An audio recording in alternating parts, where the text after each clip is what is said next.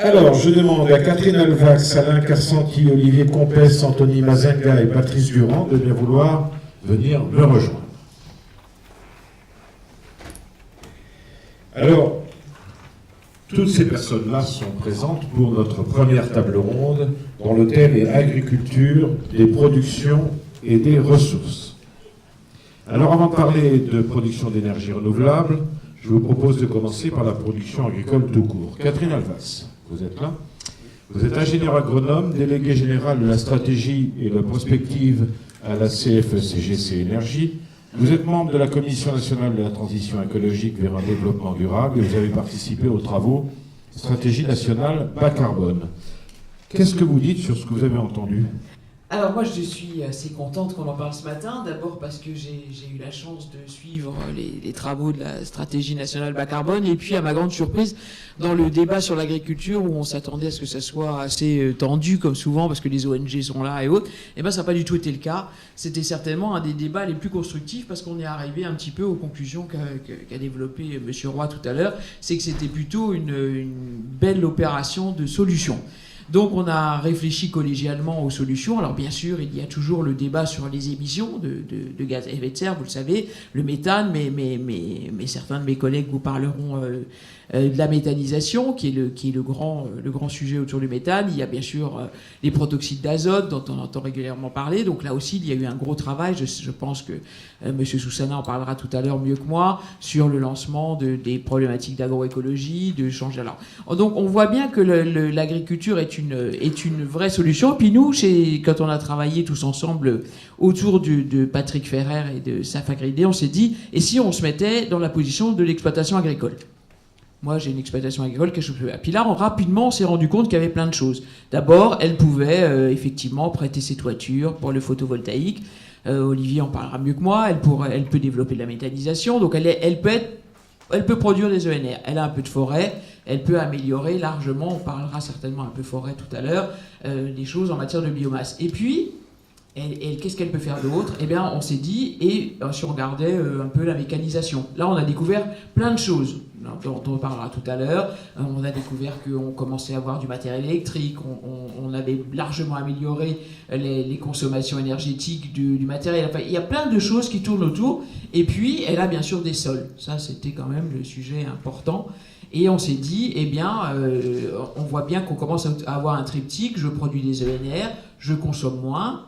Ça, c'est ma maîtrise de la dépense d'énergie. Et puis, je peux séquestrer du carbone, qui est quand même un des grands sujets. Et là, on a regardé un petit peu ce qui se passait en matière de séquestration carbone. Et puis, bien sûr, il y a la forêt, dont on parle beaucoup. Et puis, il y a les prairies. Je dis quand même, les prairies, moi qui suis une vieille ingénieure agro maintenant, les prairies, on en parle depuis très longtemps. Il y avait la prime de conservation des prairies. On a regardé le deuxième pilier de la PAC. Et on s'est dit, eh bien, il y a des territoires en France, et un peu partout en Europe, où il y a un concept cher à Patrick qui est celui de l'herbe subie. C'est des territoires où on ne peut pas faire autre chose que de l'herbe. Donc on ne va pas enlever les vaches parce que sinon on n'a plus rien du tout. Et on s'est dit que là, il y avait un vrai sujet pour nous et qu'on travaillera peut-être, on vous fera peut-être des propositions plus tard, autour de ce concept de ces territoires où il y a de l'herbe. Et finalement, comment je rémunère un petit peu ces territoires-là ? On parle toujours de la rémunération des services environnementaux. Tous les gens qui ont fait leurs études d'agro, on parlait, il y a l'avenir des services environnementaux. Puis finalement, il n'y a quand même pas grand-chose qui sort. Donc on voit que maintenant, on doit collégialement travailler ensemble à définir un modèle économique. D'abord parce que c'est vrai que l'agriculture c'est une solution, mais elle va aussi souffrir quand même du dérèglement climatique. Donc il faut qu'on envisage des exploitations résilientes au changement climatique. Et donc, c'est tout le travail qu'on a fait autour de comment améliorer le système. Et puis, au-delà de la résilience, il va falloir qu'on trouve des modes de financement. Sinon, on a quand même un peu tendance à retourner les prairies. On ne peut pas les retourner partout. Et donc, il faut qu'on imagine un vrai système pour que le monde agricole soit rémunéré dans toutes ses composantes. Et pas uniquement dans la composante productive. Voilà un petit peu le travail qu'on a fait. Et puis, vu du monde agricole. Est-ce qu'il faut simplement inciter ou forcer les agriculteurs à aller dans le sens de pratiques respectueuses de l'environnement ? Je déteste être forcé, alors je pense que les agriculteurs ne peuvent pas être forcés non plus. Non, je crois que le gros travail qu'on doit faire collégialement, c'est que si le modèle économique tient la route, les gens y vont. Moi, je suis assez sensible à l'incitation économique. Enfin, je pense que personne n'est totalement idiot. Il faut pas qu'on... Le drame des politiques agricoles, ça a souvent été des politiques où... on va pas critiquer la politique agricole, c'est pas bien. Où on rentrait par des logiques de subvention. Nous, notre idée, c'est de dire qu'il faut rentrer par des modèles économiques. Et il faut que le modèle économique soit, un, résilient, et deux, compréhensible. Donc il faut des choses simples. Et si on a un modèle économique qui fonctionne, les gens y vont naturellement. Vous parlez il faut payer les agriculteurs qui luttent contre le réchauffement, ça s'appelle le PSE, je crois, le paiement pour services environnementaux.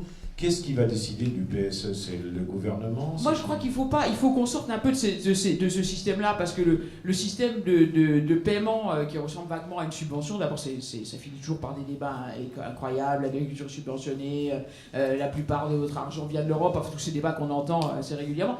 Non, moi, je pense qu'il faut vraiment qu'on donne un prix.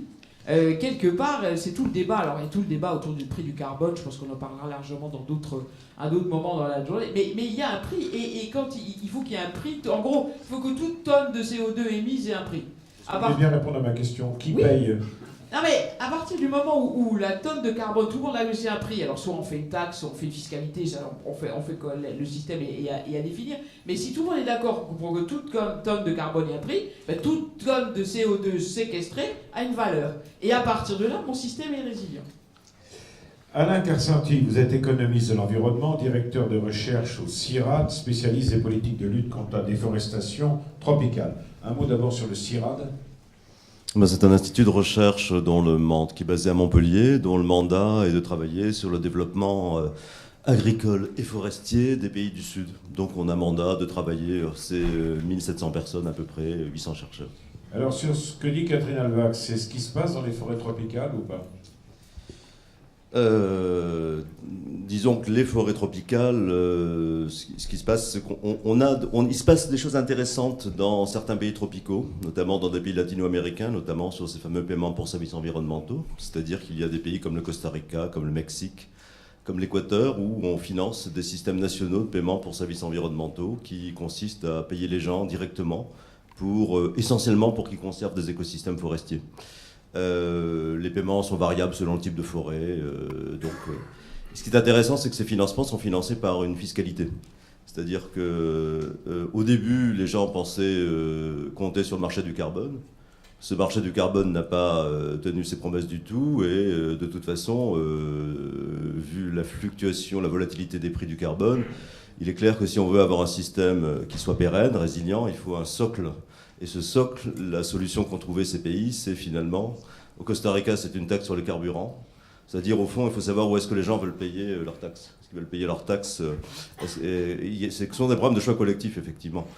Au Mexique, compte tenu de l'importance des forêts, notamment des forêts d'altitude pour l'eau, pour donc la régulation hydraulique, c'est une taxe qui est levée sur la consommation d'eau urbaine et agricole. Costa Rica, d'ailleurs, a augmenté son assiette. Donc on est devant des systèmes, effectivement, de financement public qui servent à financer ces PSE, qui ne sont pas des instruments parfaits, mais sont des instruments assez utiles. On voit souvent à la télévision, soit dans les journaux, le problème de la déforestation. Est-ce que vous arrivez à lutter contre la déforestation? Parce que c'est là que ça se joue. Eh bien non, disons globalement, la déforestation reste à des niveaux très importants. Sauf au Brésil, dans l'Amazonie brésilienne, où depuis 10 ans, grâce à des politiques publiques fondées sur la réglementation, avec un petit peu d'instruments économiques, mais surtout la réglementation, la déforestation a baissé d'à peu près 80%. C'est une excellente nouvelle. Mais nous sommes au Brésil, nous sommes dans un État émergent. Il y a un État, des systèmes de surveillance satellite, un système juridique, un système judiciaire qui marche à peu près, etc., etc. On n'a pas ces conditions dans la plupart des autres pays, malheureusement. Donc la déforestation aujourd'hui, ça représente, je dirais que ça ne représente plus que 10%, peut-être entre 8 et 10%, avec une grosse marge d'erreur. Hein. On a des intervalles de confiance très élevés. Des émissions annuelles anthropiques de gaz à effet de serre, il y a quelques années, c'était 20%. Pour quelle raison ce pourcentage diminue? C'est très simple, c'est qu'on continue à émettre massivement du fossile. du CO2 fossile. Donc on a effectivement une courbe qui grimpe à une vitesse très rapidement. Et puis on a par contre ce qu'on appelle le changement d'usage des terres, c'est-à-dire en grande partie la déforestation, pas seulement, mais en grande partie. Ça fait à peu près 10%, c'est-à-dire que cette courbe par contre elle reste stable, donc le pourcentage effectivement mécaniquement diminue. Mais alors le problème est un problème qui n'est pas seulement au niveau carbone, je dirais que la biodiversité, qu'on a une question dans les forêts tropicales. Et là, je dirais qu'on a quand même pour réagir un petit peu au discours de notre collègue M. Roy qui est intervenu, on a quand même pas mal de trade-off, ce qu'on appelle le compromis, il n'y a pas d'équivalent en français. Et notamment dans ces questions de forêt tropicale, on a quand même des compromis, des difficultés, des conflits entre le service écosystémique carbone, avec notamment des plantations. Il y a des pays qui replantent beaucoup, la Chine replante énormément, l'Inde replante beaucoup. Mais vous avez des champs d'arbres et donc vous avez effectivement des passages de systèmes naturels qui rendent des tas de services écosystémiques et qui ont donc une importance en termes de biodiversité et autres très importantes, à des systèmes totalement simplifiés, qui effectivement stockent du carbone, mais qui, à ce moment-là, on perd énormément de choses. Juste une précision, les forêts tropicales, c'est quel pourcentage par rapport à l'ensemble des forêts dans le monde? Ça doit être à peu près, ça doit être 30 à 35%, je n'ai pas les chiffres en tête. C'est 4 milliards d'hectares. Ce sont, disons, les grands espaces de forêt les plus importants sont en Russie. Sont en Amérique du Nord, mais vous avez la forêt amazonienne, la forêt du bassin du Congo, les forêts, ce qui reste des forêts d'Asie du Sud-Est qui brûlent depuis plusieurs mois de manière à peu près continue en Indonésie, pour justement faire des plantations de palmiers à huile. Et une bonne partie de ces palmiers à huile, ce sont des biocarburants. Donc vous voyez, il y a quelques petits impacts quand même des biocarburants. Si, absolument. C'est pas la majorité, mais il y a une bonne partie effectivement qui se fait. C'est pour mettre un peu de polémique dans cette affaire. Olivier Roy dit 2%. Mais 2%, si vous voulez, c'est une plante, la production est volatile, c'est-à-dire que quand le prix de l'huile de palme est plus élevé, effectivement, c'est-à-dire qu'on peut, avec de l'huile de palme, soit faire effectivement des corps gras pour l'industrie. Là, en ce moment, le prix de l'huile de palme a beaucoup baissé depuis quelques années, donc effectivement, le pourcentage a baissé. Mais de ce point de vue, ça dépend des niveaux de prix relatifs. Olivier Compès, vous êtes directeur régional d'ERDF Lorraine, ERDF, service public, qui est en charge de la distribution basse et moyenne tension d'électricité, si je ne me trompe pas. Alors c'est à vous qu'on s'adresse lorsqu'on veut s'installer, sur le territoire, dans son champ, si on veut installer une éolienne, du photovoltaïque sur ces bâtiments, notamment sur des bâtiments agricoles. Qu'est-ce que vous faites pour aider les agriculteurs dans ce sens ? L'idée, c'est d'accompagner le projet le plus en amont possible. C'est le message que je voulais qu'on retienne aujourd'hui, puisque l'ambition, qui est effectivement de pouvoir être un acteur de la transition énergétique, et donc découler, par exemple, la production de photovoltaïque, ou tout à l'heure, M. Roy citait la méthanisation. Bon, moi, je suis en Lorraine, on a une petite dizaine d'exploitations qui partent sur la méthanisation. Mais principalement, ça reste quand même l'éolien et le photovoltaïque. Donc qu'est-ce qui va se passer? Vous allez avoir un projet. Ce projet, nous allons l'accompagner. Et pourquoi je dis qu'il faut que je sois là avec mes équipes dès le départ? C'est pour optimiser à la fois l'endroit du raccordement et puis également optimiser la puissance qui va être écoulée. Est-ce que vous avez aidé financièrement à l'installation, par exemple, du photovoltaïque ou pas? Ça coûte très cher. Alors nous travaillons au travers du service public par l'ensemble des protocoles du TURP, donc c'est-à-dire des tarifs d'utilisation des réseaux publics. Donc on va émettre un devis que l'agriculteur va évidemment régler. Donc les subventions se font sous d'autres formats, plutôt régionaux ou départementaux, voire au travers d'autres subventions. Nous, ce qu'on va essayer de faire, c'est de bien comprendre le choix qui est fait. Alors ça peut être un écosystème complet, avec des panneaux photovoltaïques sur les hangars, mais également une usine de méthanisation pour, comme on l'a très bien expliqué tout à l'heure, récupérer les déchets verts.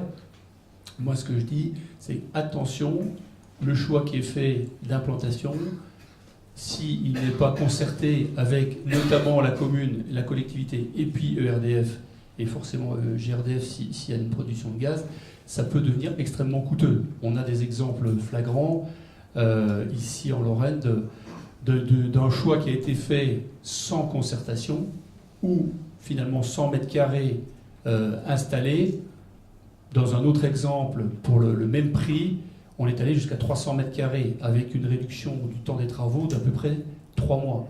Donc on voit bien que si le choix d'implantation, si le calcul des optimisations de renforcement est fait de façon intelligente en pleine concertation, on peut faire un système complètement gagnant-gagnant pour l'agriculteur qui lui va avoir effectivement une source de revenus supplémentaire, mais aussi à la fois un revenu supplémentaire, mais aussi un coût moindre dans son installation initiale. Voilà. Donc ça c'est important. Alors juste un petit message aussi, vous savez qu'à chaque fois qu'on a un raccordement, il faut qu'il y ait des sources de consommation. Et tout à l'heure j'entendais parler de M. Roy, principalement du boulevard Raspail et je ne sais plus quel arrondissement. Il est clair qu'aujourd'hui, c'est un peu ce que je représente, c'est le monde rural. C'est le monde rural qui produit photovoltaïque, éolien, méthanisation pour les grands centres urbains. Donc ça, c'est un message important aussi. Attention, on va aller installer ces centres de production. Il faut quand même qu'ils soient à proximité de villages ou de villes. Voilà. Donc pour nos amis parisiens, effectivement, je ne vois pas beaucoup d'éoliennes dans Paris et je ne vois pas non plus beaucoup de panneaux photovoltaïques. Ils sont plutôt en Lorraine ou dans le sud de la France. J'ai bien aimé ce qu'a dit Claude Roy tout à l'heure en disant que les gens ce matin se précipitaient à Ikea et l'après-midi pour aller manifester dans la rue contre la déforestation. Il se passe un peu le même problème avec les énergies renouvelables. Ceux qui se disent écologistes, moi je mets des photovoltaïques et tout ça. Et qu'est-ce qu'ils font? Ils revendent l'électricité à EDF. Et comment ils se chauffent et ils s'éclairent? Grâce aux centrales nucléaires. Est-ce que je me trompe? Alors moi je suis le distributeur, donc le distributeur est neutre. Prudence. Et il raccorde l'ensemble des moyens de production. Je précise quand même qu'effectivement, historiquement, la production était centralisée, transitée par des réseaux de transport, arrivait en distribution dans les réseaux de distribution de RDF et celle des régies, et arrive chez le client. Aujourd'hui, on vit une transition technique, au-delà de la transition énergétique, c'est-à-dire que 95% de ce que je viens de vous dire tout à l'heure, photovoltaïque, éolien et méthanisation, et aussi dans les Vosges, fil de l'eau, est raccordé au réseau de distribution. Donc on est bien sur de l'énergie qui est maintenant décentralisée et qui est produite à l'endroit donné, dans le monde agricole, plutôt sur les pâturages ou les bâtiments, et donc après est drainé par mon réseau, si je peux m'exprimer comme ça, et non plus transitant par les réseaux de transport. D'accord. Donc ça, c'est un élément qui change. Alors maintenant, si vous me posez la question, savoir d'où vient l'électron, moi je vous ai répondu de façon macro.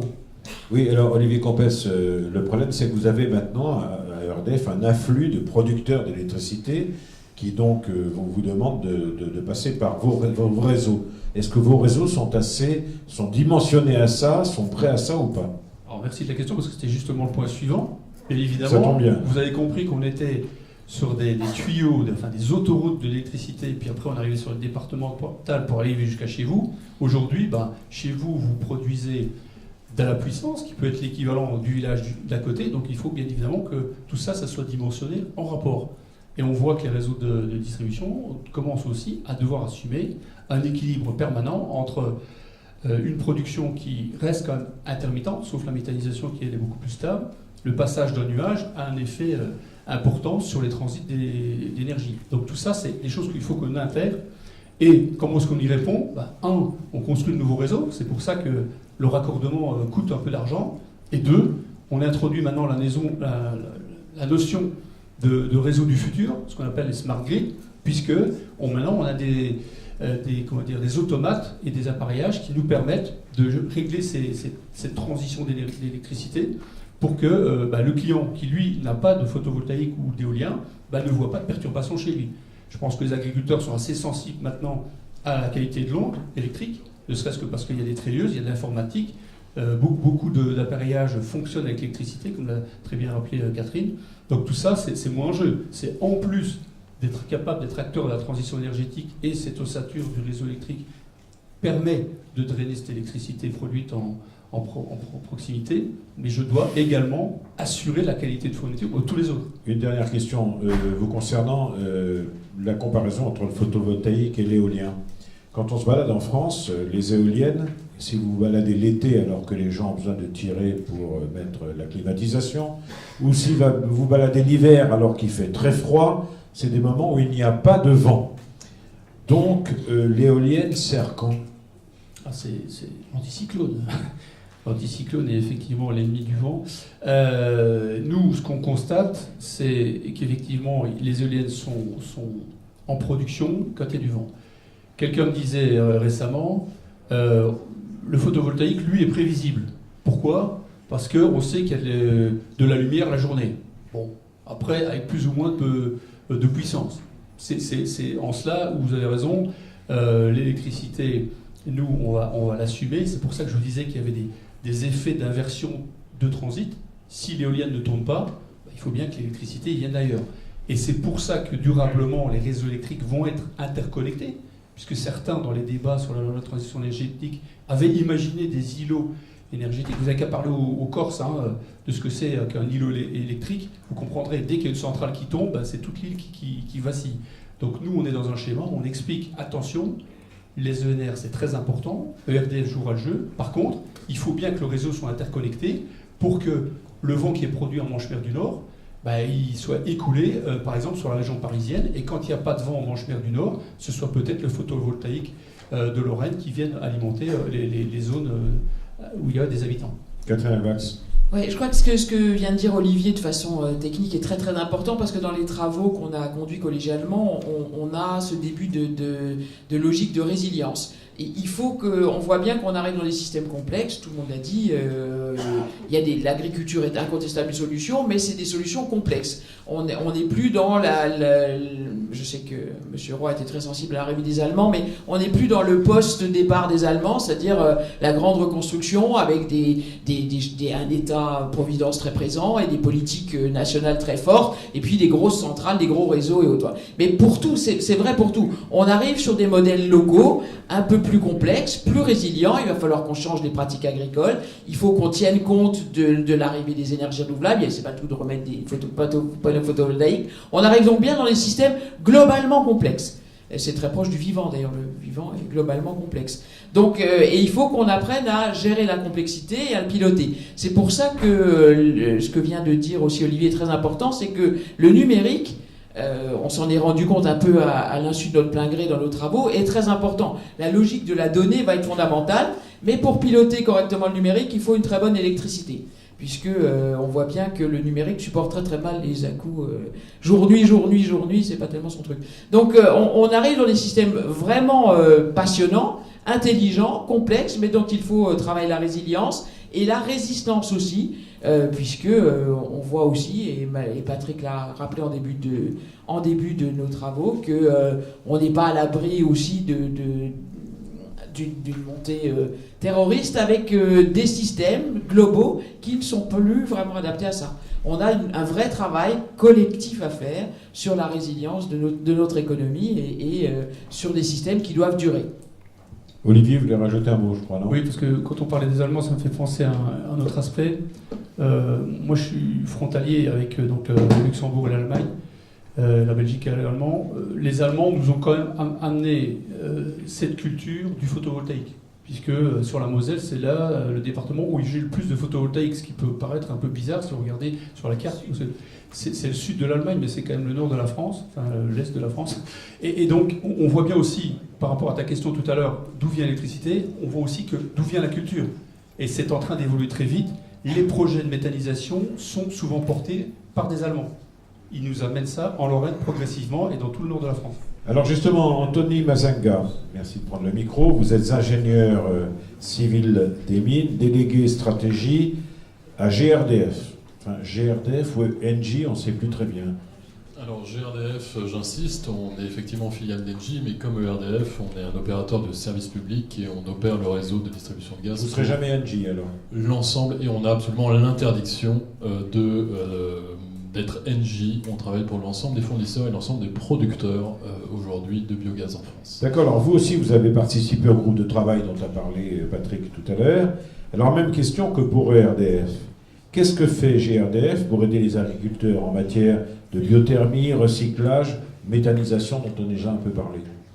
Alors déjà un petit retour en arrière, parce que finalement l'histoire du gaz, c'est une histoire qui commence au 19e siècle avec le gaz de ville. Donc c'est une histoire presque d'opposition de ville et de campagne. C'était l'énergie moderne qui apportait l'éclairage dans les centres urbains et qui s'est développée finalement comme ça dans les zones les plus denses. Alors Depuis, on a largement maillé le territoire, les réseaux de transport traversent la campagne, on a du gaz qui est présent, certes en ville, mais dans des bourgs qui sont également ruraux, donc on a une présence rurale qui existe. Et ce qui nous amène effectivement à être de plus en plus présent dans le monde agricole, c'est effectivement le développement je vais faire l'opposition avec le gaz de ville, le gaz des champs, le biogaz, qui aujourd'hui se développe. Alors il s'est historiquement développé en France en faisant de la cogénération, chaleur, électricité, mais vous n'avez pas forcément des débouchés chaleur présents sur le territoire, en particulier dans des exploitations agricoles. Donc la possibilité nouvelle qui est offerte maintenant depuis 2011, c'est de pouvoir épurer ce biogaz, de le transformer en gaz qui ressemble en tout point au gaz qui transite dans nos réseaux et de pouvoir l'injecter dans les réseaux pour être ensuite consommé localement. Alors c'est une filière récente, je vous parlais de 2011, il faut 2 à 4 ans pour monter un projet, donc on a aujourd'hui raccordé 16 sites qui injectent dans nos réseaux et une grande majorité de ces sites sont des sites agricoles. On a environ une douzaine de sites d'exploitation agricole qui aujourd'hui sont connectés au réseau et injectent leur gaz renouvelable dans le réseau. Alors GRDF, on ne s'est pas contenté de faire notre travail entre guillemets de gestionnaire de réseau, c'est-à-dire de raccorder, de faire les études et de raccorder ses producteurs.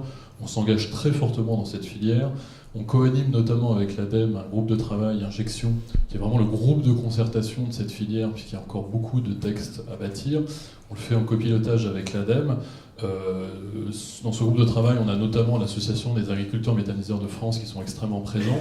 Et pour nous, c'est vraiment une fierté d'arriver à créer ce dialogue avec le monde rural pour faire en sorte que ces projets se développent de la manière la plus harmonieuse possible, de la manière la plus forte possible, parce qu'on a un potentiel très important dans nos territoires. Comment est-ce que vous aidez concrètement les agriculteurs qui veulent se lancer dans la méthanisation ?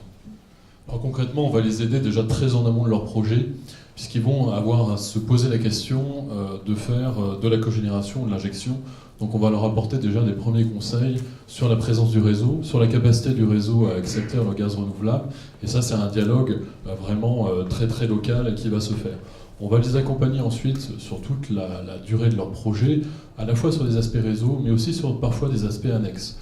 On constate aujourd'hui, on parlait de la question de la communication et des ONG, on constate aujourd'hui que certains projets ont parfois des difficultés à communiquer auprès des riverains sur finalement quels seront les impacts et les bénéfices de leur projet. Nous, on a la chance d'être présents sur tout le territoire, d'avoir déjà des producteurs qui sont raccordés à notre réseau, donc on peut aider des porteurs de projets en organisant par exemple des visites de sites, en leur fournissant des matériaux de communication. Donc c'est vraiment des aides qui sont tout à fait concrètes pour que derrière le projet aille jusqu'au bout, se raccorde et injecte dans le réseau. Catherine Elvax, la méthanisation, c'est très important ? C'est très important dans le cadre de la stratégie nationale bas carbone, puisqu'on a beaucoup reproché aux vaches et aux bovins d'être émetteurs de carbone. Donc dans l'orientation gouvernementale qui est prise dans le cadre de la stratégie nationale bas carbone, c'est la réponse méthanisation qui est la réponse la plus adaptée à la problématique de l'émission par le secteur agricole du méthane. Donc c'est vraiment quelque chose de très important. Et puis comme le disait notre collègue de GRDF, c'est une filière à laquelle on croit, mais qui ne se met pas non plus en claquant des doigts. Je crois que voilà, on entre là aussi dans un système complexe. Il faut qu'il y ait un réseau déjà pour pouvoir injecter. On ne peut pas le faire n'importe comment, mais c'est vraiment quelque chose à laquelle aujourd'hui, en tout cas dans tous les travaux qui ont été portés dans le cadre de la stratégie nationale bas carbone ont été portés, et y compris par les ONG. Donc je pense que c'est vraiment quelque chose qui va se développer. J'aimerais rebondir sur la présentation qu'a fait Claude Roy, qui parlait de filière futée, mais d'un petit potentiel. En termes de potentiel, en réalité, ce qu'on s'aperçoit, c'est que le potentiel global de la matière méthanisable en France est capable de produire 200 TWh de gaz. Alors ça ne vous parle pas forcément. On consomme à peu près 500 TWh de gaz aujourd'hui en France, donc en gros, retenez que 40% du gaz consommé en France pourrait être produit par la méthanisation. Alors, c'est théorique. À beaucoup plus court terme, la loi de transition énergétique a fixé un objectif de 10% de gaz renouvelable à horizon 2030. Donc 10% de gaz qui sera produit localement, en grande partie par l'agriculture, et qui viendra finalement se substituer à du gaz naturel importé. Et puis j'aimerais rebondir sur le côté futé de la filière. C'est une filière futée, pourquoi ? Parce que elle s'inscrit complètement dans la logique des exploitants agricoles qui, aujourd'hui, quand ils ont des effluents, ils vont valoriser ces effluents, ils vont les épandre dans leurs champs. Là, ce qu'on fait, c'est qu'on vient rallonger un tout petit peu cette boucle d'économie circulaire en produisant en plus de l'énergie renouvelable, mais ils gardent bien sûr derrière le digestat qui continuera à apporter cet amendement des sols. C'est une filière futée parce qu'on réconcilie souvent des tensions dans les territoires. Moi, je citerai par exemple un projet qui est vraiment exceptionnel, qui est en cours dans le pays d'Évian. Pays d'Évian, la problématique, c'est que vous avez une présence d'agriculteurs qui épandent notamment du lisier dans leurs champs, avec des problèmes d'infiltration et de nitrate qui commencent à être présents dans les eaux de captage d'Évian, et donc la société Danone, évidemment, est très vigilante sur la question. Vous avez des situations de tension et de crispation. Bien, vous avez un maire qui a mis tout le monde autour de la table et qui est en train de démarrer un projet de méthanisation pour que ces effluents, au lieu d'être répandus directement, passent en méthanisation, produisent un digestat qui sera beaucoup plus stable et qui aura beaucoup moins de problèmes de lessivage dans les sols, donc de pollution de la nappe phréatique. Et finalement, vous avez un industriel qui pourra derrière récupérer une énergie renouvelable qui peut l'intéresser pour son propre process. Donc c'est vraiment l'intelligence du territoire qui est tout à fait excellente. Et puis, intelligence, parce que si on va jusqu'au bout, jusqu'à la partie valorisation, ce gaz renouvelable, on peut aussi l'utiliser en carburant. Et là, j'aimerais rebondir sur l'exemple d'IKEA. Oui, IKEA, on peut voir ça comme une contradiction des urbains. Vous constaterez qu'aujourd'hui, l'ensemble des livraisons d'IKEA dans la région parisienne se fait avec des véhicules qui fonctionnent au biométhane carburant. Donc ils ont déjà fait le pas. Alors ce n'est pas les seuls. Carrefour a annoncé l'acquisition de 200 camions roulant au biométhane pour alimenter ces magasins, notamment en centre urbain. Donc on voit commencer à se développer un lien, finalement une réconciliation là aussi, d'un monde agricole et d'un monde de la grande distribution, et Dieu sait si les tensions peuvent exister entre ces deux mondes, mais on a là aussi une intelligence qui peut se créer à travers cette solution qui permet à la fois au monde agricole de tirer bénéfice, de tirer de la ressource de ces effluents, et au monde industrie agroalimentaire et au monde de la grande distribution de trouver des solutions très concrètes à leur approvisionnement en énergie renouvelable. Olivier Mazinga, vous avez combien de clients à GRDF en France ? Alors, le gaz, c'est 11 millions de clients raccordés au réseau gaz. 11 millions. Et combien d'agriculteurs fabriquent du gaz grâce à la méthanisation ? Alors aujourd'hui, les agriculteurs qui injectent dans le réseau, comme je vous disais, on en a 12. C'est une filière qui démarre. On a environ 350 projets agricoles en portefeuille d'exploitants agricoles qui souhaitent se raccorder au réseau. Donc c'est des projets à des stades très variés. On en a évidemment beaucoup moins qui sont vraiment au stade final de la commande du raccordement. Mais on voit que par rapport à ces textes qui sont relativement récents, il y a un intérêt très fort de la filière agricole de développer ces projets et de se raccorder au réseau gaz. Olivier Compèche, chez vous, en France, c'est 35 millions de clients. Est-ce que vous connaissez le chiffre de clients qui produisent l'électricité grâce au photovoltaïque et grâce aux éoliennes en France, sinon dans votre région? Alors, sur le photovoltaïque et l'éolien, on a environ, alors je vais le dire transformer ça en puissance, j'ai transformé ça, donc ça fait à peu près 11 tranches nucléaires, c'est-à-dire 11 centrales nucléaires. Qu'on se rende compte. Alors, ça éolien plus photovoltaïque. Plus photovoltaïque. Donc vous voyez déjà l'impact. Alors évidemment, ça peut être les 30 mètres carrés que vous avez sur votre toit à titre personnel, jusqu'aux grandes installations qu'on peut connaître sur les bâtiments agricoles. Voilà. Donc ça nous fait plusieurs centaines de milliers de clients qui sont répartis. Moi, en Lorraine, par exemple, j'en ai 12 000 pour vous donner un ordre de grandeur. Vous êtes un peu provocateur. Donc fermer Fessenheim, ça n'est pas grave.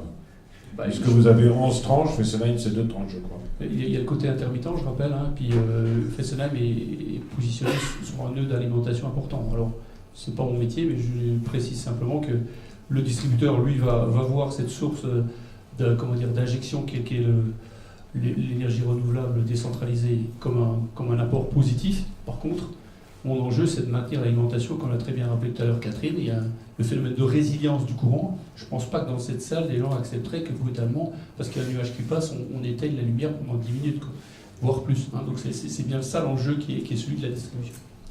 Patrice Durand, si vous voulez bien prendre le micro, vous êtes directeur de la Fédération nationale des entrepreneurs des territoires. Oui, un mot sur cette fédération ? Cette fédération, sous cette appellation-là, à peu près une quinzaine d'années, en fait, c'est la fusion de deux organisations, une organisation d'entrepreneurs de travaux forestiers, donc sylviculture et récolte, et d'une fédération d'entreprises de travaux agricoles, qui sont en fait les héritiers des batteuses des années 20.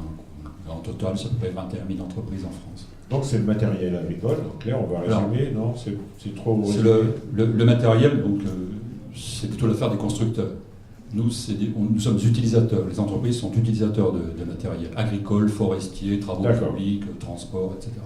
Donc vous en êtes où? Quel est l'impact donc, de cette bioéconomie sur, alors, on va prendre les tracteurs, les moteurs, les robots, les bateaux? J'ai démarré par 2 points, donc on est déjà des consommateurs d'énergie, donc consommateurs d'énergie fossile. Et comme me disait un entrepreneur encore hier, on ne voit pas bien ce qui peut remplacer le moteur diesel. Là-dessus, quand même, on commence à voir des choses, puisqu'il y a une société française qui s'appelle Technoma, me semble-t-il, qui a produit un premier tracteur vigneron électrique. Bon, alors il n'y en a pas des centaines, etc., je crois qu'il y en a, mais ça existe. Et puis ce qu'on voit arriver, et ça relie tout à fait sur le méthane, hein, c'est des constructeurs qui disent, bon, un constructeur, on va dire italien, enfin, un constructeur mondial, New Holland, je vais citer des marques, je suis désolé, mais bon. New Holland sort un tracteur qui consomme du méthane. Sam de Tzfar, c'était sur Agritechnica, sort, c'est le même groupe, un tracteur qui sort du méthane. Donc, comme j'appartiens à une organisation professionnelle, donc agricole, entrepreneur des territoires, je vais être un peu caustique. C'est formidable de voir que des camions qui livrent Monoprix ou Carrefour arrivent à consommer du biogaz, c'est ça, du biogaz. Moi, je ne connais pas encore d'agriculteur ou d'entrepreneur qui puisse aller chez son concessionnaire et lui dire « tu m'en mets un au biogaz et le biogaz il va sortir de chez moi ». Ça, on n'y arrive pas. Alors, on va peut-être y arriver. Ça sera faisable? Techniquement, moi je ne suis pas motoriste, hein, j'ai fait lettres, moi, je suis désolé, je ne suis pas ingénieur. Mais apparemment, ce qu'on me dit, c'est que celui qui produit des moteurs pour des camions produit aussi généralement des moteurs pour des machines agricoles. Et qu'il y a 3 ou 4 motoristes au monde. Et le plus gros motoriste au monde s'appelle Kubota. Vous êtes d'accord, Anthony Mazena? Faire fonctionner un tracteur au biogaz ou au méthane, c'est absolument faisable. Après, c'est une question industrielle. Il y a eu beaucoup d'investissements dans les motorisations diesel, et notamment pour les faire passer les seuils d'émission. Aujourd'hui, on peut avoir une reluctance de certains à développer des tracteurs biogaz. Mais effectivement, vous avez cité New Holland. New Holland a quand même fait le buzz à l'exposition universelle à Milan en affichant son tracteur fonctionnant au biogaz. Et je pense que notamment les agriculteurs italiens sont très intéressés par cette solution pour l'autonomie de leurs exploitations. Tout à fait. Et donc, ça, c'est une question donc, de changement d'énergie. On peut imaginer que ça bouge. Pour que ça bouge un peu plus fort, il faut que les utilisateurs de tous ces matériels, qu'ils soient agriculteurs, entrepreneurs, CUMA, coopératives, etc., soient un peu plus dynamiques dans leurs demandes vis-à-vis des constructeurs, qui sont forcément des mondiaux. Les constructeurs sont mondiaux, les utilisateurs sont locaux. J'y reviendrai par la suite. Mais pour nous, ce qui importe le plus, c'est que d'abord, l'énergie, c'est pas l'énergie consommée, c'est l'énergie qu'on peut économiser. On peut économiser, c'est l'économie d'énergie. Aujourd'hui, dans une période où le prix du carburant donc fossile est bas, bon, ok. Quand je suis arrivé dans cette fédération-là, c'était dans les années 2005-2006, ça ne cessait de grimper. Et en fait, ce qu'on recherchait à l'époque, c'est les moyens d'économiser l'énergie. Le premier truc qu'on a trouvé, c'est la formation à la conduite économique. Donc on nous a pris un peu pour des dingues dans le milieu agricole, puisqu'en fait, le discours général dans le milieu agricole est de dire, de toute façon, l'agriculture, ça pèse que dalle dans le bilan des énergies. C'est quelques pourcents. Simplement, pour moi, mes adhérents, donc des entreprises de travaux agricoles et forestiers, le que dalle, ça fait 200 000 litres par an. Quand il passe de 50 centimes à 1 euro, ça fait mal, parce qu'il faut répercuter sur le paysan. Et le paysan, lui, il dit, tu ne vas pas augmenter ton prix, hein, non, c'est pas possible, il faut que tu gardes le même prix. Garder le même prix avec un prix d'énergie qui double, bon. Après on me dit, mais oui, quand il baisse, vous devriez baisser vos prix. Oui, c'est pas facile. Hein. Et donc, la question de l'économie d'énergie, le montage simplement d'un stage de conduite économique, ça nous a pris plusieurs années, quoi. On y est arrivé. Et ce qu'on observe, nous, sur ce champ-là, c'est que il y a des certificats d'économie d'énergie, ça existe, mais sur l'agricole, c'est epsilonesque. Je m'exprime mieux là, epsilonesque. Et on a le certificat d'économie d'énergie là qui va sortir, mais le plan de performance énergétique de Michel Barnier, ça nous met il y a 10 ans, c'était dedans, hein. Et ça fait que de sortir maintenant, hein. Donc on est assez impressionné par ce genre de choses, c'est-à-dire que la question du changement, etc., va pas suffisamment vite à nos yeux, alors c'est facile à dire, dans l'agricole. On mouille la chemise, etc. Quand on regarde les camarades transporteurs avec leurs camions de 45 tonnes, eux, l'économie d'énergie, c'est des fous furieux de ça. Parce que leur marge, en fait, elle se fait là-dessus.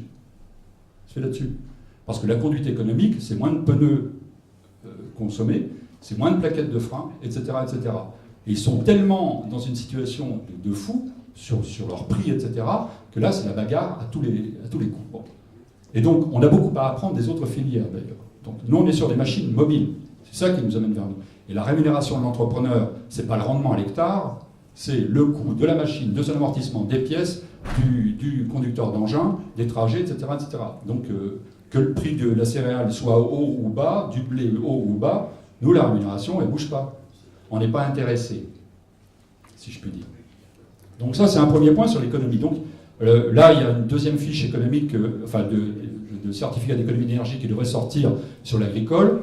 C'est le système qui a été inventé, me semble-t-il, par Citroën. C'est le stop and go, je crois, c'est quelque chose comme ça. Bon, ça, c'est très intéressant parce que on s'aperçoit que le tracteur qui tourne alors qu'il n'a pas à tourner, etc., etc., il y a beaucoup de choses à faire dans cet ordre-là des choses. Parce que les entrepreneurs de travaux agricoles et forestiers comptent, et ce qu'ils voient, eux, c'est la consommation à la fin de la journée. Je terminerai sur cet aspect-là par un point, c'est que la technologie d'enregistrement des consommations dans les entreprises a beaucoup progressé donc en 2007-2008, et elle continue. Parce que pour se rendre compte de ce que l'on consomme et du coût que cela représente, il faut enregistrer et pouvoir mesurer. Et des concours sont plus ou moins organisés dans les entreprises de travaux, notamment avec les arracheuses à betteraves, qui consomment entre 70 et 80 litres à l'heure. C'est celui qui consomme le moins qui aura peut-être un avantage à la fin de l'année. Et nous, ce vers quoi on veut aller, c'est le côté, t'es conducteur d'engin, tu consommes moins, t'as un peu plus à la fin de l'année ou du mois. On veut aller vers ça. Et Groupama, me semble-t-il, a déjà un accord qui fonctionne sur ces questions-là. Donc c'est vraiment une question là, on n'est pas sur la machine c'est la même. Pour l'allemand, le français, l'italien, elle est globale. Mais c'est sur l'utilisation. Une machine qui vaut cher, le problème aussi, c'est un investissement énorme pour un agriculteur. Oui, enfin, le prix de la machine, c'est une chose. Après, c'est l'amortissement de la machine. La machine peut valoir très, très, très cher, mais si derrière, vous avez un profit, tout va bien, quoi. Le problème, c'est la question du dimensionnement de la machine par rapport à ce que l'on a à faire. Plutôt. Donc, c'est réservé aux gros agriculteurs. Je sais pas, moi, l'agriculteur peut se payer une machine comme ça. Vous aurez la parole dans 2 secondes, hein, je vous signale. Ça m'est difficile de réagir par rapport à cela parce que on va pas me croire. Je rejoins Claude Roy, quoi. On va pas me croire, quoi. Donc, non, je pense que ça, c'est le premier point sur la consommation. Après, sur la production, j'ai beaucoup aimé ce que vous avez dit, monsieur Mazinga. C'est, voilà, c'est simple. On rajoute une étape dans le cycle et tout le monde est gagnant. Voilà. C'est-à-dire qu'au lieu d'aller épandre directement le lisier dans la parcelle, on a tout ce qu'il faut, les entrepreneurs sont leaders sur ce genre de marché, etc. On rajoute une étape. Et cette étape fait qu'on a tout à la fois l'apport agronomique, mais également de l'énergie. Donc ça nous va très bien, ça. C'est le type même de solution où tout le monde est gagnant-gagnant. Ma fédération s'appelle Entrepreneurs des territoires, c'est pas entrepreneur pour les exploitants agricoles. Parce que les marchés sont en train de passer, pour nous, et ça c'est une dimension qui change sur les 10 dernières années, c'est du service aux exploitants agricoles au service des territoires. Et dans les territoires, il y a des agriculteurs, pas de souci, il y a des industries agroalimentaires, il y a d'autres activités, il faut arriver à rayonner. Et pour que l'électricité d'ailleurs arrive, il y a des entrepreneurs de travaux forestiers qui élaguent aux abords des lignes. Ça paraît nécessaire. Bien, merci. Alors, donc, vous avez déjà commencé à parler, c'est parfait. Donc, parce que c'est à vous la parole. Donc, merci si vous avez des questions à poser sur tout ce qui a été dit dans cette table ronde ou même sur ce qu'a dit Claude Roy.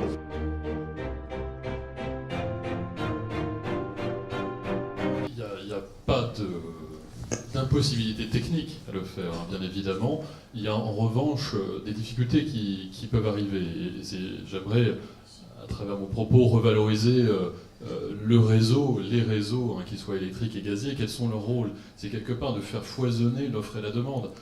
Quand vous essayez de consommer directement votre biogaz, vous avez un problème sur votre installation de biogaz. Et bien derrière, vous n'avez plus d'énergie. Donc si vos tracteurs dépendent de ce biogaz, vous n'avez plus de source d'approvisionnement. Inversement, vous faites la maintenance de votre station de carburant, vous n'avez plus de débouchés pour votre biogaz. Donc le fait de se raccorder au réseau apporte quand même cette sécurité, c'est que le réseau, quelque part, vous trouverez toujours un consommateur sur le réseau pour absorber votre biogaz, et inversement, si le producteur de biogaz doit s'arrêter pour une raison ou une autre, les consommateurs seront toujours desservis parce qu'ils auront une autre source d'approvisionnement. Donc c'est, voilà, techniquement c'est pas impossible, c'est simplement plus compliqué. Maintenant, ce qui aujourd'hui empêche, entre guillemets, d'être dans des modes d'autoconsommation, je dirais c'est pas du fait des opérateurs de réseau, c'est bien du fait de la réglementation, du système de subvention qui aujourd'hui effectivement passe systématiquement à travers une injection dans les réseaux. Et là il y a sans doute effectivement un débat pour ouvrir les schémas. Nous on y est effectivement tout à fait favorable.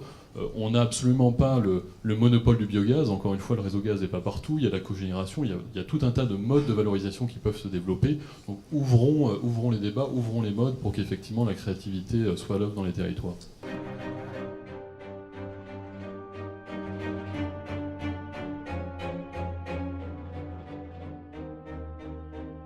Alors on a essayé de schématiser en partant du modèle de l'exploitation agricole. Alors c'est vrai qu'aujourd'hui on a plusieurs débats. D'abord on a un débat qui va être celui de la maille pertinente de la réflexion, parce qu'on se rend rapidement compte que l'exploitation agricole n'est plus l'exploitation agricole qu'elle a été. Elle est aujourd'hui largement confrontée à la mondialisation. Un des grandes réflexions qu'on n'a pas du tout pu aborder, parce que c'est pas le débat d'aujourd'hui, mais je suis sûr que Patrick organisera une journée de travail dessus, est lié aux données. On voit bien aujourd'hui que la gestion de la donnée, y compris de la donnée satellitaire, de la donnée de consommation et autres, est quelque chose qui immédiatement rebondit aujourd'hui au plan mondial. Quelqu'un qui pilote la donnée, il sait demain quel territoire va avoir la plus grosse récolte et pourra demain, en gros, jouer sur les marchés des céréales. On n'est plus dans ce monde fermé, on est dans un monde interconnecté. Donc il faut à la fois qu'on soit local. C'est ce que vous a dit nos collègues de RDF et de GRDF. On est à la fois local et à la fois extraordinairement interconnecté. Et tout le système doit être résilient. C'est-à-dire que c'est tout le débat de l'autoconsommation, de l'arrivée du stockage. Alors le stockage, nos collègues du gaz le connaissent mieux et autres. Le stockage électrique, c'est quelque chose d'assez complexe. Mais aujourd'hui, on voit bien que ça arrive. On voit bien que les premières Tesla va être certainement la première disruption, comme on dit aujourd'hui, en matière de stockage, avec une vraie filière, mais une filière mondiale de la batterie. Et ils réfléchissent, la batterie démarre dans une Tesla, puis après elle va venir chez vous servir de batterie pour le panneau photovoltaïque. Mais on est dans un modèle mondial. C'est comme le disait tout à l'heure, les motoristes sont mondiaux, la machine agricole est mondiale. Donc on est à la fois dans une réflexion qu'on doit avoir locale, parce qu'il faut que le système local tienne la route, et à la fois dans quelque chose d'extraordinairement interconnecté. Alors c'est soit on se dit mon Dieu c'est affreux, soit on se dit c'est génial et il y a une vraie opportunité. Mais on est vraiment dans un nouveau modèle. Est-ce que les Français sont prêts à payer pour l'écologie? D'abord, ils découvrent que l'écologie, ça a un coût. Ils pensent que l'écologie, c'est très simple, tout va bien, la verte prairie et tout. Et ils voient que ça a un coût. On l'a vu avec l'écotaxe. Et est-ce que les Français sont prêts à payer? D'abord, je pense que les Français sont extrêmement sensibles et je pense qu'ils sont prêts à payer. Le vrai problème, c'est qu'il faut arrêter de raconter des histoires. Il faut que les choses soient... Alors, le cas de la Suisse est très intéressant parce que la Suisse règle deux problèmes de façon extrêmement, autoritaire. D'abord, par exemple, aujourd'hui, on a un débat qu'on n'a pas abordé, qui est celui un tout petit peu de l'évolution des terres. Aujourd'hui, une des grandes, on l'a dit pour la déforestation, une des grandes problématiques, c'est aujourd'hui la disparition des terres agricoles au profit de l'extension des villes. Et on sait tous qu'il faut qu'on fasse des villes plus verticales et moins horizontales. Eh bien, la Suisse vient de prendre une décision fédérale, absolument étonnante là-dessus, c'est que vous ne pouvez plus changer l'affectation des terres. C'est-à-dire que ça se passe au niveau d'un canton suisse, on décide de l'affectation des terres, et une fois que les terres sont affectées, vous ne pouvez plus les bouger. Bon, la décision est récente, c'est une décision fédérale. Donc on voit, mais elle est argumentée, et les Suisses l'acceptent, par votation, visiblement, et ils l'acceptent parce qu'on a justifié justement des problématiques agronomiques et des problèmes climatiques. Ça ferme aussi quand même la Suisse. Hein. C'est pas le pays le plus ouvert. Hein. Aujourd'hui, voilà. Donc, mais c'est vrai qu'il y a des. Donc, moi, je pense qu'il y a des choses qui sont possibles en France. On voit bien que les gens sont prêts à acheter parfois de la viande très très chère, alors qu'on sait tous qu'elle n'est pas obligatoirement mieux produite que chez nous. Voilà. Mais donc, c'est vrai, mais il faut qu'on soit honnête et transparent.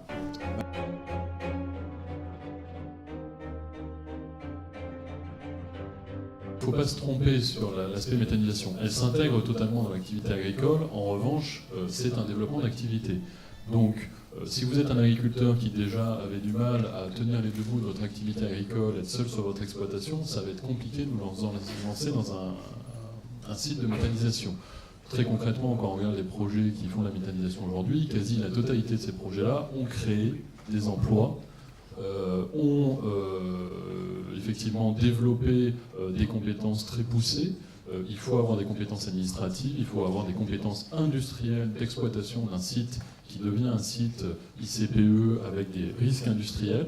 Donc il y a effectivement un vrai travail à la fois de sensibiliser l'agriculteur dans leur démarche, les former sur cet aspect-là, et puis qu'ils soient bien conscients du travail à accomplir autour de la méthanisation.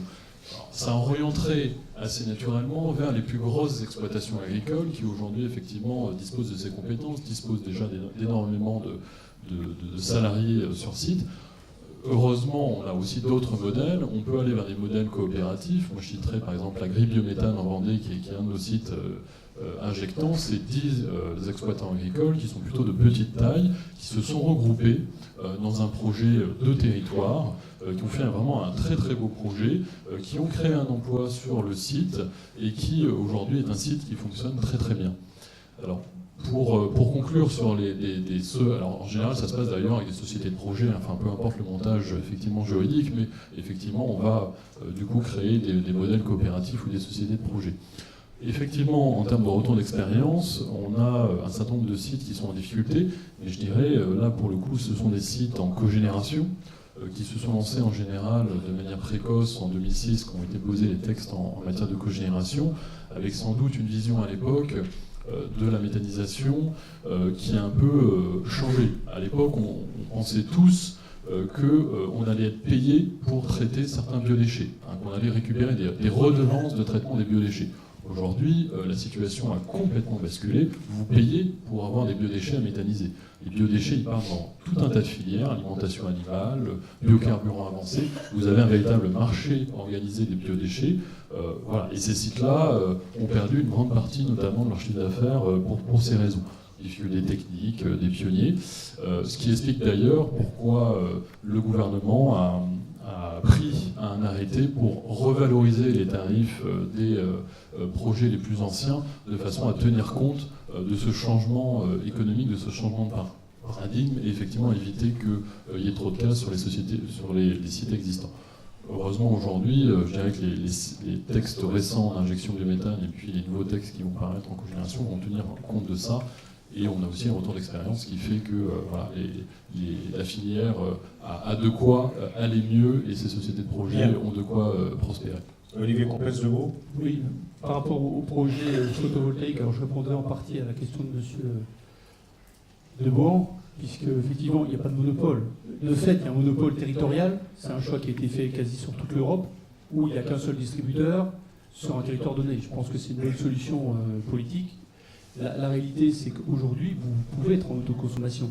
Et quand vous avez un projet avec des voitures électriques, parce qu'il existe quand même quelques exploitations d'élagage et forestières qui ont des premiers véhicules électriques. Alors c'est pas les gros tracteurs, mais c'est déjà les petits. Et en fait, ils ont des panneaux photovoltaïques, ils rangent la voiture, et donc ensuite, elle recharge pendant les heures où elle n'est pas utilisée. Donc vous avez une forme d'économie circulaire. Simplement, je rappelle une chose, c'est qu'aujourd'hui, les installations photovoltaïques, je n'en connais que très peu qui sont en difficulté financière. Ne serait-ce que par rapport au tarif de rachat, qui est extrêmement intéressant. Non mais il faut le dire. Donc ça, c'est le premier point. Les éoliennes, c'est pareil, je tiens à le préciser. Et je redis ce que j'ai dit tout à l'heure. Moi, en tant que distributeur, je pense que pour le gaz, c'est la même chose. On a ce souci, cette mission d'assurer l'alimentation, même quand il n'y a pas de production photovoltaïque, éolienne, etc. Et donc, imaginez un système en autarcie, c'est possible. Vous avez certaines bornes le long des autoroutes qui sont en autarcie, qui éclairent, mais elles ne fonctionnent que pour elles-mêmes. Et le jour où il n'y a pas de soleil ou le jour où il n'y a pas de vent, ce jour-là, il faut bien que le réseau amène l'électricité ou le gaz d'un autre endroit. Voilà. Et ça, c'est très important que vous ayez ça en tête. On a cette interconnexion qui est durable parce que le besoin est là. Si aujourd'hui Tesla sort des batteries murales, les wall batteries, pourquoi ? Parce qu'au Texas, vous avez un temps de coupure au niveau de l'électricité qui est de 400 minutes, alors qu'en France, on est à 60 minutes. Le Texas, que font les panneaux photovoltaïques ? Ils rechargent des batteries pour que les ménages américains puissent être sûrs de pouvoir utiliser leur frigo toute la journée. C'est pour ça qu'il y a ces batteries-là. En France, peut-être que les gens les achèteront, mais aujourd'hui, le besoin n'est pas là. Le vrai sujet, c'est le prix aujourd'hui. Combien coûte l'électricité revendue au travers du photovoltaïque et combien coûte-t-il quand on l'achète ? Oui, ce qui prouve que les Français ne sont pas idiots. Non, mais le choix qui a été fait en Europe, le choix qui a été Ils fait vendent leur en France, électricité chère et voilà. il montre bien qu'il avait une vision intégratrice de tout le territoire. Et donc, comme tu disais tout à l'heure... Ça va durer ça, excusez-moi Olivier, ça va durer ou pas, le fait que vous rachetiez, enfin pas vous, le groupe EDF rachète l'électricité plus chère et puis le revend à cette personne beaucoup moins cher? Voilà, c'est dans la loi. D'accord. Donc, si je vous réponds ça, vous avez compris que ça peut évoluer. Le fait est que cette filière-là, aujourd'hui, a été subventionnée largement, et on a bien vu l'engouement. Moi, je suis passé, juste pour la petite Lorraine, de 300 raccordements par semaine à 30 par mois, quand les prix ont évolué. Donc, on voit bien l'impact des porteurs de projets. Je suis tout à fait d'accord avec vous, c'est des porteurs de projets qui viennent vendre aux agriculteurs une solution. À Mirecourt, une installation de méthanisation, 5 millions d'euros. 2 semi-remorques qui font du ramassage dans toute la région. Donc vous voyez bien que c'est un écosystème un peu plus large que simplement un agriculteur, un champ et une production. Quelques mots, Patrice Durand ? Par rapport à la question que Madame de Sophia a, c'est vrai que la généralisation agriculteur, entrepreneur, je suis tout à fait d'accord avec ça, avec ce que vous avez dit. Sur la question du temps, parce que je pense qu'elle est assez centrale, là, et moi je représente des entreprises de travaux qui disent à leurs clients, plutôt que de le faire vous-même, confiez-le-moi et vous aurez un résultat dans la durée meilleur que celui que vous aurez par vos propres moyens. Ça, c'est la culture industrielle. Pas industrielle par rapport à la culture agricole, c'est la culture de je ne sais pas faire quelque chose, je peux apprendre à le faire, ou alors je peux le confier à quelqu'un qui va le faire. Donc, la culture dans laquelle nous sommes dans l'agriculture est en train d'évoluer à très grande vitesse parce que on passe à la notion de projet. Et je dois dire quelque chose par rapport à la relation que les entrepreneurs de travaux forestiers ont notamment avec ERDF ou RTE. On fréquente ces deux sociétés, on a des réunions assez fréquentes et on s'est aperçu de la chose suivante, nous qui nous sommes des TPE, très petites entreprises, c'est que nos interlocuteurs, RTE et RDF, nous disaient « Oui, on va travailler ensemble. On va avoir des projets. On va construire quelque chose. On va travailler. Vous allez avoir des marchés. » Moi, j'ai des entrepreneurs, ils sont comme ils sont. Quand on leur dit « On va avoir des marchés », et ils disent « Dans les 3 mois, les 6 mois. » Allez, 6 mois max. Bon, dans 6 mois, il faut que je m'organise. Il me faut du matériel, des machins. Des marchés pour quoi faire? Les lagages, marchés, des lagages, etc. Oui.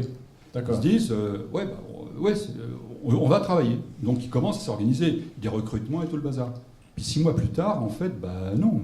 Le temps dans les grands groupes n'est pas le temps dans les petites entreprises. Et le basculement dans lequel on va est que quand on parle d'un projet photovoltaïque, pardonnez-moi, mais pour vous, un projet photovoltaïque, c'est un truc qui se mène au moins sur 5-6 ans. C'est pas quelque chose, en 1 an, 2 ans, c'est réglé. Dans l'esprit où nous sommes dans les TPE et dans l'agriculture, c'est je veux faire, je fais. Hein. C'est flexible au dernier degré. Et donc cette question-là, elle est très très importante. Parce que, au-delà des investissements du temps et du reste, c'est d'arriver à une synchronisation des affaires. D'accord. Olivier Compès, donc vous faites des promesses que vous ne tenez pas.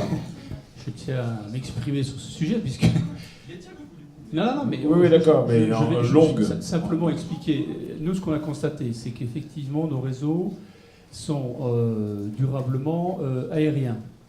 Hein, on a 1 200 000 km de réseau en France, à peu près 50% en aérien, et donc la proximité avec la végétation est pour nous une source de désagrément, puisque soit les branches peuvent tomber dans les lignes, soit carrément les casser. Donc ce qu'on fait, c'est qu'on a des marchés cadres, qu'on signe sur 3 ans avec des entreprises qui ont été, on va dire, certifiées, pour ne pas utiliser des termes trop techniques. Alors, pourquoi on fait ça? Moi, je suis assez sensibilisé parce que j'ai signé plusieurs conventions, pratiquement une chaque année, avec mes 14 entreprises de Lorraine, qui sont ravis du travail qu'on fait avec eux. Peut-être que dans d'autres régions, ça se passe moins bien, mais en tout cas, sur l'Est, c'était le retour qu'ils m'en faisaient. L'entreprise Dieudonné, effectivement, s'est équipée d'un matériel très complexe, c'est ce qu'on appelle une girafe. Hein, donc c'est un bras isolant qui peut aller avec des disques de trancher les branches. Parce qu'en fait, les réseaux électriques, il ne faut pas les toucher. Donc moi, mon premier souci, c'est la sécurité.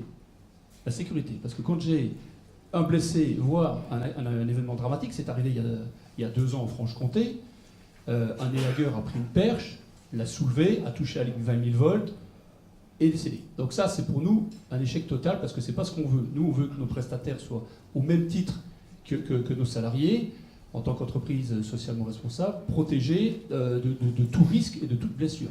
Donc qu'est-ce qu'on fait? On signe des contrats cadres sur 3 ans.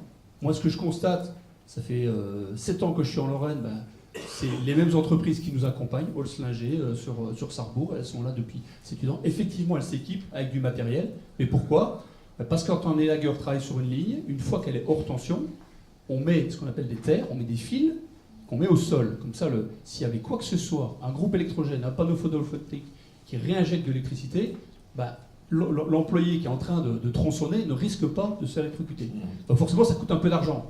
Mais, à contrario, sans dévoiler des chiffres énormes, je suis quand même passé de 2 millions d'euros en 2009 sur mon marché. Je ne parle pas de la France, parce que là, c'est en centaines de millions. Rien que sur l'élagage, de 2 millions à 5 millions. Voilà. Donc on met les moyens, et on donne les moyens aux entreprises. C'est vrai que certaines voudraient se lancer, mais la barrière à l'entrée, c'est on veut une rigueur sur l'accès au réseau et sur le risque électrique.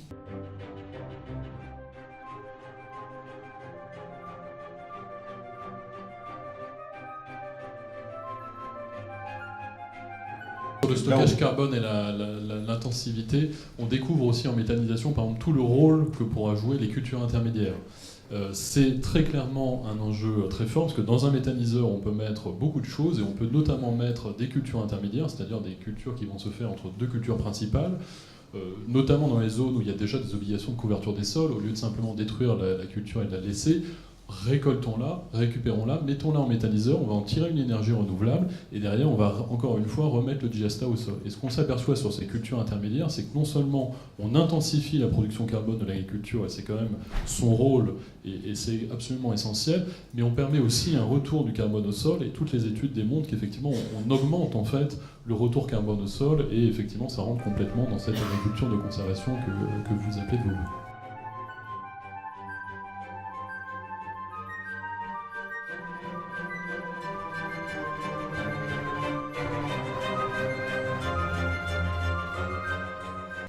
Oui, donc les 4 pour 1000, disons, il s'agit effectivement de tout un ensemble de techniques qui relèvent de l'écologie, disons de l'intensification écologique, donc qui peuvent impliquer effectivement des systèmes dans lesquels on va avoir beaucoup plus de production de matière organique, avec notamment, par exemple, des systèmes de culture sans labour et notamment avec une plante de couverture, donc c'est toutes les techniques de SCV. Qui sont donc un objectif d'augmenter effectivement les teneurs de carbone donc de matière organique dans les sols. Donc effectivement c'est un enjeu tout à fait considérable. La question, pour revenir à une question qui a été posée sur la question des marchés du carbone agricole, oui, il y a des marchés du carbone un peu partout qui se développent dans le monde. Il y en a depuis longtemps qui existent effectivement au Canada, ailleurs. On a tenté de le faire au niveau mondial avec le protocole de Kyoto. Dans ce protocole, disons, c'est un marché qui a fonctionné assez mal d'ailleurs, mais en tout cas, la place de la forêt et de l'agriculture ont toujours été très, très délicates. Pourquoi ? Pour des raisons justement de non-permanence potentielle. C'est-à-dire que vous pouvez stocker du carbone effectivement dans une forêt, mais si au bout de 4 ou 5 ans votre forêt brûle ou est convertie, disons, à une plantation en autre chose, il y a une conversion agricole, à ce moment-là, vous perdez le bénéfice que vous avez. Donc il y a un principe de base qui a été établi de ce point de vue dans le mécanisme, c'est la non-équivalence entre une tonne non émise, dans le domaine de l'énergie par exemple, et une tonne effectivement séquestrée, pour des raisons y compris de durée de vie du carbone dans l'atmosphère, etc. Bon, ça sera un peu long à développer. Simplement, juste 2 choses. On a tenté de résoudre le problème par des systèmes d'équivalence, par des systèmes de crédit temporaire pour la forêt, qui ont été un désastre, c'est-à-dire que c'était extrêmement complexe, avec des coûts de transaction très élevés. Le marché n'en a pas voulu, personne n'en a acheté. Ce système aujourd'hui est totalement abandonné. On va essayer d'aller vers d'autres systèmes. Pour l'agriculture, on a le même problème, c'est-à-dire qu'on peut très bien, on a parfaitement des techniques agricoles qui stockent du carbone dans le sol, etc.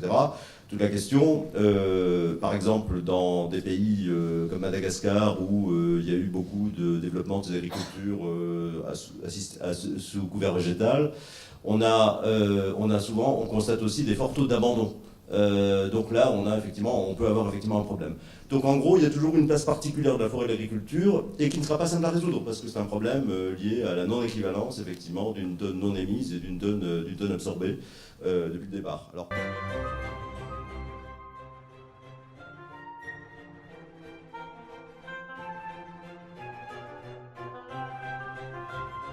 Il y a des endroits où les biocarburants sont à peu près, disons, posent pas de problème écologique particulier et sont tout à fait utiles socialement. Je dirais, c'est la canne à sucre dans les savanes brésiliennes, dans des endroits effectivement où ça ne fait pas de concurrence particulière. C'est un moyen de mise en valeur des terres.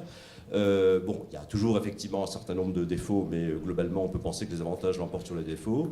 Et il y a effectivement d'autres endroits où les agrocarburants, les biocarburants, disons, se posent des problèmes effectivement de concurrence avec les terres agricoles, effectivement, comme vous le disiez, sont des éléments qui peuvent avoir des impacts fonciers et des impacts sociaux très importants, notamment dans les pays où les droits de propriété des paysans sont pas reconnus ou pas respectés. À ce moment-là, donc dans des phénomènes dans lesquels on va, comme on peut faire en Éthiopie ou dans d'autres pays, piquer globalement les terres et notamment souvent des forêts, disons, aux populations locales sous prétexte qu'on est dans la domanialité, que c'est le domaine de l'État.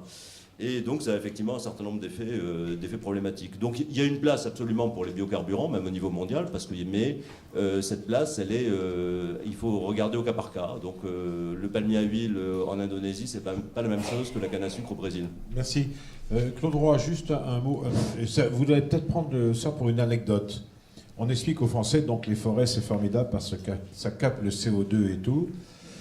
Et puis dans une ville comme Paris, il y a des gens qui font des feux de cheminée. Alors quand on fait un feu de cheminée, on renvoie du CO2 dans l'atmosphère. Alors on vous dit, il va y avoir une loi écologique, on va interdire les feux de cheminée à Paris. Ça concerne plusieurs millions de personnes. Et puis subitement, la ministre de l'écologie vient dire non, non, pas du tout, on accepte. Comment voulez-vous que les Français comprennent ? Parce que d'une part, les Français manquent d'éducation et d'information, je l'ai dit tout à l'heure.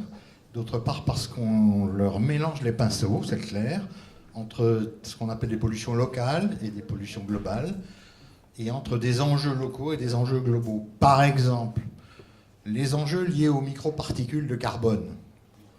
Le risque à terme, c'est quelques centaines de milliers de morts possibles, enfin des gens qui auront du mal à respirer, qui vont tousser. Le risque climatique, c'est 10 milliards de morts potentielles sur la planète. Il faut hiérarchiser ces risques. Dans l'affaire du principe de précaution et de la constitutionnalisation du principe de précaution, on n'a pas hiérarchisé les risques. On ne sait pas ce qui est le plus important, sauver les vers de terre ou sauver la planète. Vous voyez, donc c'est important de garder ça en tête, de garder, comme je le disais tout à l'heure, la tête au soleil et les pieds dans la terre. Si vous me permettez, je voudrais faire 2 remarques pour chiffrer un peu ce qui vient d'être dit à propos du CO2 et revenir à un sommet que tout le monde a oublié, qui est le sommet de la Haye. Le sommet de la Haye, qui était avant Kyoto.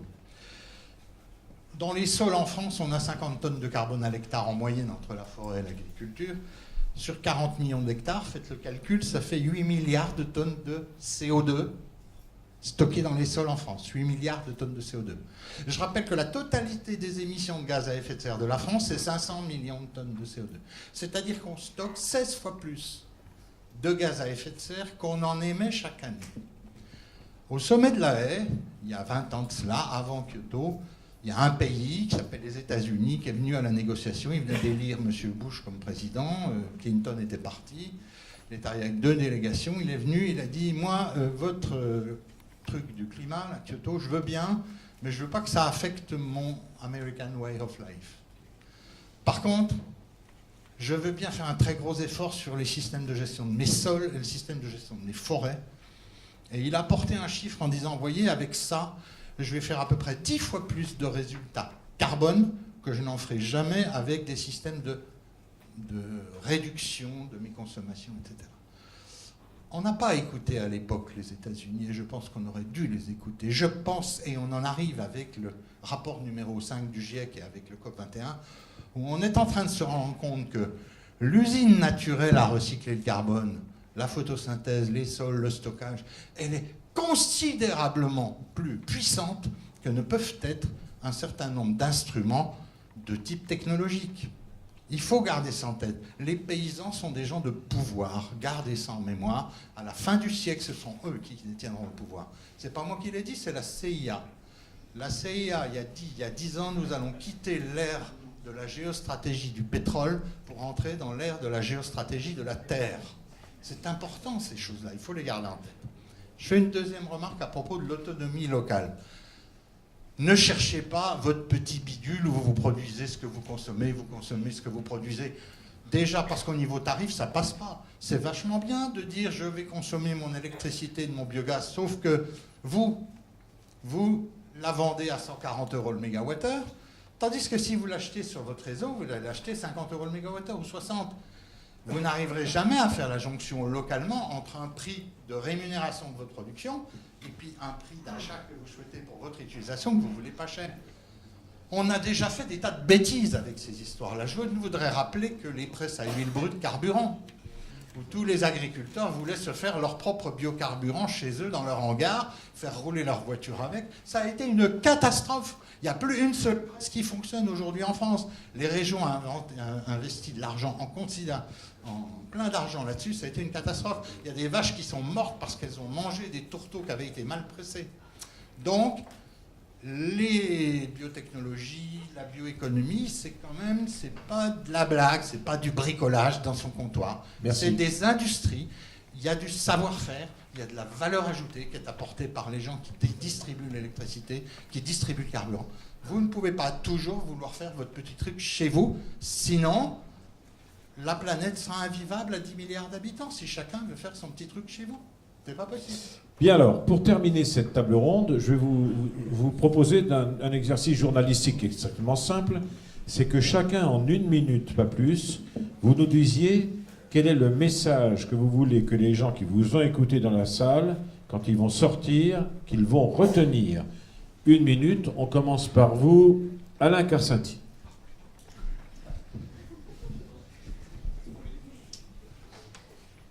Disons que, incontestablement, le secteur des forêts, de l'usage des terres, fait partie de la solution et vont faire partie des éléments absolument indispensables qu'il va falloir développer.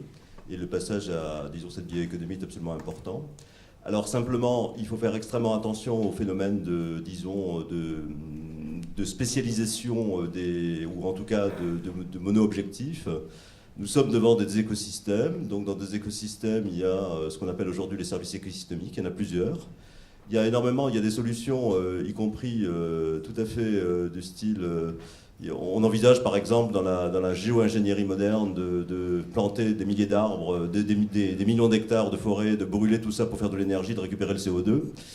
Ce sont des choses qui effectivement peuvent tenir la route du point de vue industriel et du point de vue bilan énergétique, mais qui sont complètement délirantes du point de vue, disons, de la concurrence des terres que ça représenterait. Donc, il faut simplement penser qu'on est devant des écosystèmes vivants qui rendent plusieurs services et qu'il faut faire quand même extrêmement attention que, disons, l'objectif de séquestration du carbone ne l'emporte pas sur un ensemble d'autres considérations, notamment je parle de biodiversité, mais également d'autres services qui sont rendus par ces espaces. Est-ce que vous pourriez... Là, vous avez dépassé votre temps. Ben voilà, oui. Oui, d'accord. Alors pour les autres... attention, donc il faut effectivement penser la nature dans toute C'est difficile de vous couper. Dans ses différentes fonctions. C'est difficile de vous couper. Patrice Durand. Moi, le message que je pense faudrait que vous reteniez, c'est qu'il faut faire confiance aux jeunes qui sont dans les exploitations agricoles, qui sont dans les entreprises de travaux, agricoles, forestiers, parce qu'eux sont en train d'inventer de nouvelles solutions et qu'ils font bouger les choses. Alors, ces jeunes-là, ce dont ils ont besoin, c'est de territoires pour pouvoir expérimenter. Moi, je pense que là, on a besoin de... Je rebondirai sur ce qu'a dit Claude Roy, il y a des filières futées. Je crois qu'il nous faut être plus malin. Donc, moi, selon ce qui m'irait bien, c'est un peu l'allusion à qu'est-ce qu'est demain la maison. La maison, c'est des territoires dans lesquels on puisse expérimenter. Or, je dois dire qu'en la matière, dans notre pays, on parle beaucoup, mais on n'expérimente pas des masses, quoi. Voilà. Donc, il faut expérimenter, il faut laisser les jeunes expérimenter de nouvelles techniques, de nouvelles solutions. Il faut les laisser faire. Anthony Mazinga. Je dirais que dans le domaine de gaz, on a déjà connu une révolution, le passage du gaz de ville provenant du charbon au gaz naturel, et on est devant une deuxième révolution très claire qui va être ce passage du gaz naturel au biogaz. On y croit très fortement, on a un potentiel pour le faire. Il y a une condition absolument impérative de succès, c'est effectivement de faire confiance aux agriculteurs, de leur donner les moyens de construire ces projets, de les développer. Et encore une fois, pour rebondir sur ce qui a été dit sur l'autonomie, non, ça ne sera pas en autonomie, au contraire, mais en connexion totale avec leur territoire. Le seul point qu'il faudra, je pense, absolument lever, c'est d'être capable d'assurer l'acceptabilité des projets. Et ça ne se fait pas sans connecter les riverains, sans être capable de démontrer aux consommateurs locaux qu'ils vont pouvoir bénéficier de ces énergies renouvelables, qu'ils vont en tirer un bénéfice, que les territoires vont avoir des retombées économiques, et que tout ça va participer de solutions au problème global qu'est le climat. Parfait. Olivier Compès. Oui, moi je voudrais qu'on retienne qu'effectivement, si on veut, avec les agriculteurs et ERDF, faire des projets gagnant-gagnant, il faut que les projets ils soient portés le plus rapidement possible aux oreilles de mes équipes pour qu'on puisse le construire de façon intelligente. Comme je l'ai très, très bien expliqué, c'était des réseaux qui sont interconnectés. On a besoin de cette interconnexion. Et aujourd'hui, on va optimiser le choix, l'attente de l'agriculteur pour lui trouver la meilleure solution possible, une solution qui sera la moins coûteuse possible, qui produira le mieux possible et qui permettra à l'ensemble de la collectivité d'en profiter, bien évidemment. Et évidemment, pour pallier à l'intermittence, moi je rajoute aussi le côté du numérique et du digital qui va être introduit par les réseaux du futur, les smart grids. Ça, vous allez bientôt le vivre très prochainement dans vos campagnes et dans vos villes quand le compteur Linky va arriver. Tout ça, c'est une transition qui est en train de se faire et qui est en marche. Catherine Elvax.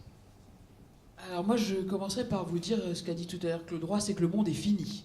Donc nous sommes dans l'obligation de raisonner globalement dans un système fini. Et dans un système fini, il ne peut pas y avoir de croissance éternelle. Donc il faut bien qu'on soit ensemble tous d'accord pour dire qu'on est dans un modèle complexe. Et je rejoins ce que disait M. Carsanti. Il ne faut pas que l'un prime sur l'autre. Donc on est sur des modèles complexes. Je rejoindrai ce qu'a dit tout à l'heure. Je crois qu'il faut faire confiance aux jeunes parce qu'ils ont une habitude de la complexité. D'abord parce que c'est très complexe quand on les jeunes de rentrer dans la vie aujourd'hui. Ils ont une habitude de la complexité que nous n'avons peut-être plus nous. Donc on va être dans des modèles complexes, interconnectés et dans un système qui doit être résilient parce que le monde est fini. Merci madame, merci messieurs, on peut vous applaudir. Merci, merci bien.